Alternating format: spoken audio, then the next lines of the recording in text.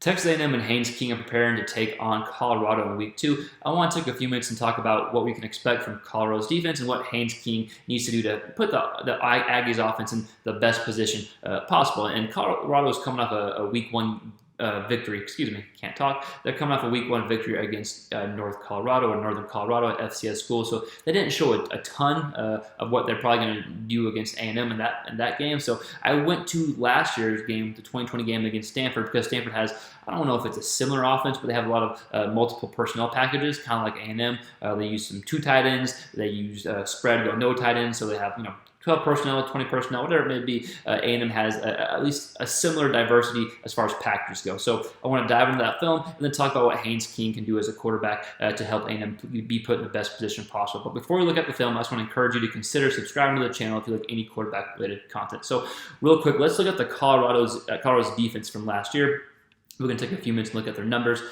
Because something they did good last year was they got the quarterback in 6 games. They had 15 sacks, which was tied for 2 in the Pac-12. They created 4 turnovers and gave up 12 touchdowns. And then yards per game, they gave up 239. So lower end as far as passing yards allowed and touchdowns and interceptions, but they did get some pressure on the quarterback last year with that 15 sacks. And then with Haynes King's number from, with Haynes King from last week in his first start as a quarterback, 21 of 33, 292 yards, 2 touchdowns, 3 interceptions, had 22 yards on the ground. So I think we're going to see better numbers this week. I think with the defense Colorado could present against A&M, if it's kind of what we think they will, there'll be some running lanes for Haynes King. I think you're going to see him get loose on the ground. And I think there's going to be some check down opportunities there with the running backs, get the ball in the running backs' hands, as we're going to see a lot of times Colorado's defenders will kind of bail out quickly. At least last year they did. So we see that. And then I think we're going to see some mismatch opportunities with the Texas A&M's tight ends as the Colorado defense. A lot of times will put their backers on the tight ends. And that's common to do so. But I think with A&M's talented tight ends, I think Haynes King of the offense will be able to take advantage of that. So real quick, what to look for in this film, what to watch is the check down opportunities, get the running backs the ball in space, the tight end opportunities, mismatches, and then Haynes King, his ability to run the ball due to potential looks you could see. And you're going to see several different looks that Colorado could bring. So there's about 3 or 4 defensive looks that we look at in this video that Colorado could bring to or could use against Texas A&M. Let's go ahead and look at the film real quick, and I'll catch you in the back end.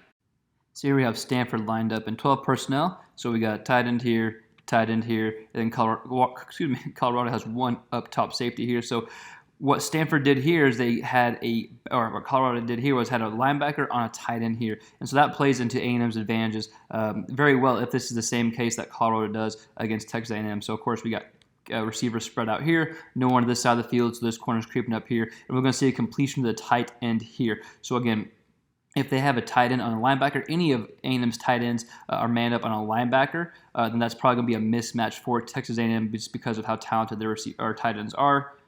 Let's see, boom, able to beat that linebacker fairly easily. Good throw there. Again, manned up across the board with 1 up top safety. Kind of a cover 1 type look here. Ends up being a big play there for Stanford. Let's watch the other angle too so we can kind of see the other point of view if Colorado does decide to play defense this way. So boom, boom. The corner's probably on him, if I had to imagine. But this is where the ball goes to right here.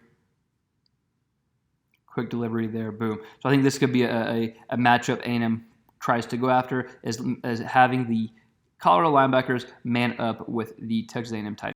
So here Stanford has 2 backs here next to the quarterback, and then they got 3 receivers out here. And something I've noticed Colorado doing, at least last year here, is their corners bail a lot. So this is actually going to be like a cover 3 look. We got 1 up top safety. He's already off coverage. And then you'll see this corner drop into zone here. So what this does is allows, and when they drop into zone, not a lot of people come to take curl to flats. At least sometimes it gets missed. So I think checkdowns to the running back could be huge for A&M getting those talented running backs the ball. Let's look at this play here.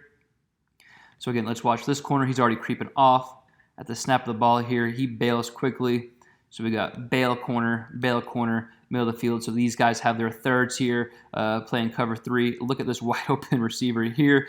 The quarterback goes to the running back right here.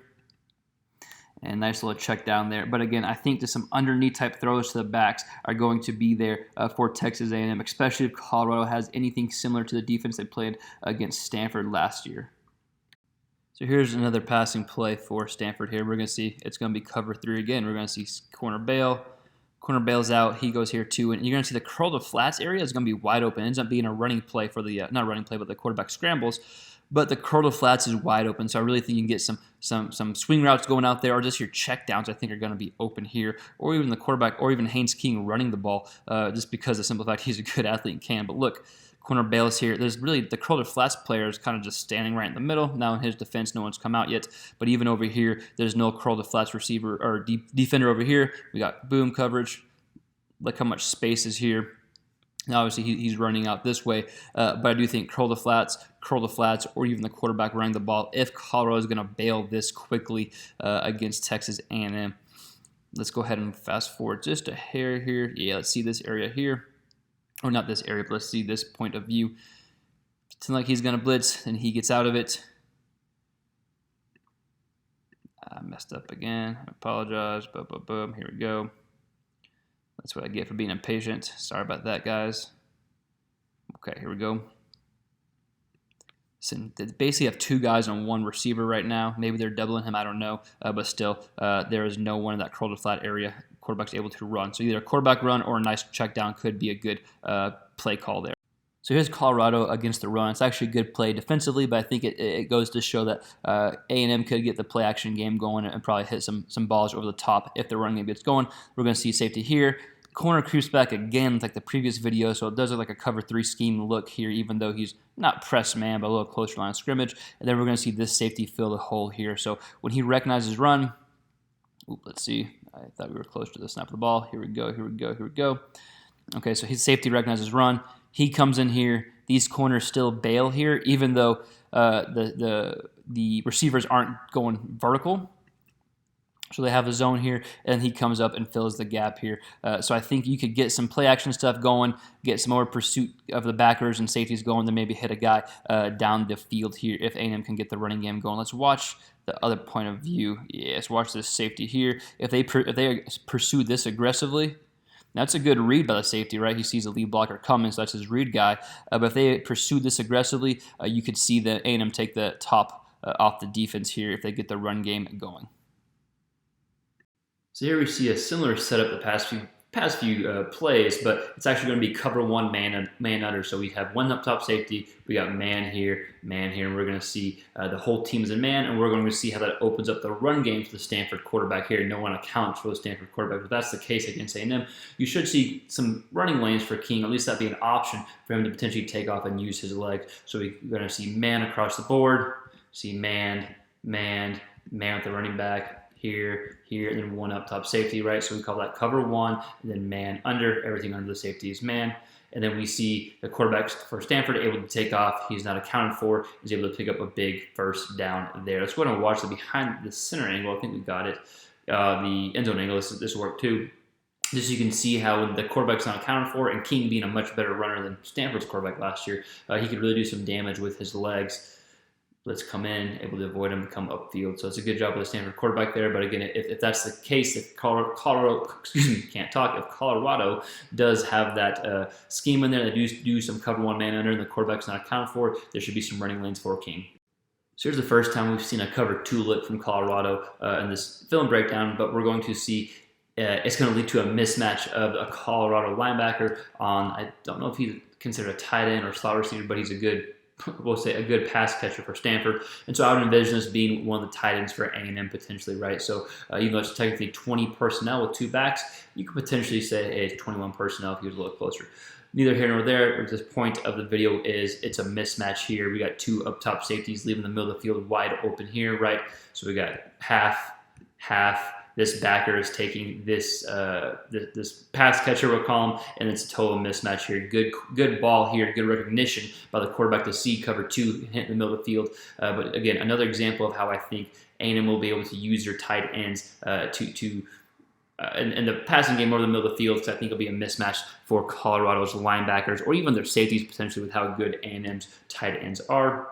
Again, I know he split out. I know he's technically not a tight end in this play, but still a good example, I think. So cover 2, ball in the middle of the field, should be a mismatch there. So again, I want to reiterate, it is film from last year, and I could be totally wrong, and Colorado's defense could look totally different against Texas A&M. But there were 3 or 4 different defensive coverages that we saw in these previous clips, and so I think it does a good job at least giving us an example of what we could potentially see, or what the Texas A&M Aggies could potentially see. But I want to hear from you. What do you think Haynes King needs to do against the Colorado defense? Let me know in the comments below, and we'll see you next time on the next quarterback related video.